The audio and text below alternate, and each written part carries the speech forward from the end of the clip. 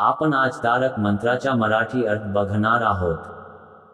आपण मनात कसलाही संशय किंवा कसलीही भीती बाळगायची नाही, कारण स्वामींच्या प्रचंड पाठबळ, स्वामीची प्रचंड ताकद आपल्या सोबत आहे. अतर्क्य म्हणजे तर्काच्या पलीकडे. स्वामी हे कुठल्याही तर्काच्या पलीकडे आहे. तर्क म्हणजे लॉजिक. ज्या प्रकारे स्वामींच्या अनुभूती भक्तांना आलेल्या आहेत त्याला कुठलंही लॉजिक किंवा तर्क तुम्ही लावू शकत नाही. अवधूत ही अध्यात्मातील सर्वोच्च स्थिती आहे, त्यामुळे स्वामींना अवधूत असं म्हटले आहे. स्मरणगामी म्हणजे तुम्ही मनापासून जर स्वामींना हाक मारली तर ते लगेच आपल्या भक्ताच्या मदतीला धावून येतात. अलेकल ज्या ठिकाणी स्वामीचे पवित्र वास्तव्य आहे अशा ठिकाणी कुठल्याच गोष्टीची कमतरता भासत नाही. स्वामी स्वतः भक्तांचे भाग्य लिहितात.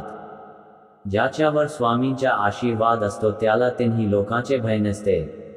स्वामींच्या आज्ञेशिवाय काठी आपल्याला नेऊ शकत नाही.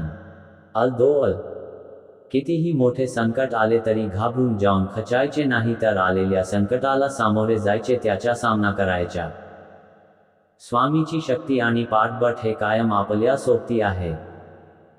अक्कलकोटमधील वास्तव्यामध्ये अनेक भक्तांना स्वामींनी मोठ्या मोठ्या आजारांतून, अगदी मृत्यूच्या दारातून वाचविले आहे. जन्म मृत्यू हा स्वामींच्या हातातला खेळ आहे, त्यामुळे अजिबात घाबरू नका. तुम्ही स्वामींना त्यांच्या मुलासारखे आहात. आपल्या मनात स्वामींबद्दल दृढ विश्वास हवा, श्रद्धा हवी आणि पूर्ण मनापासून स्वामीची भक्ती केली तरच तुम्ही स्वामीचे भक्त बनू शकाल.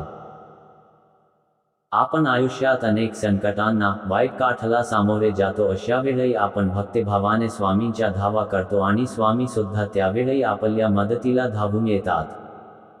या सर्व गोष्टींचा विसर पडू देऊ नका. आपल्या आयुष्यात आपल्याला आलेले स्वामीचे अनुभव, स्वामीची प्रचिती या गोष्टी आठवा.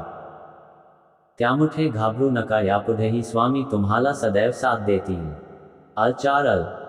विभूती, नमन, नाम, ध्यान आणि तीर्थ यांना पंचामृताची उपमा दिली आहे.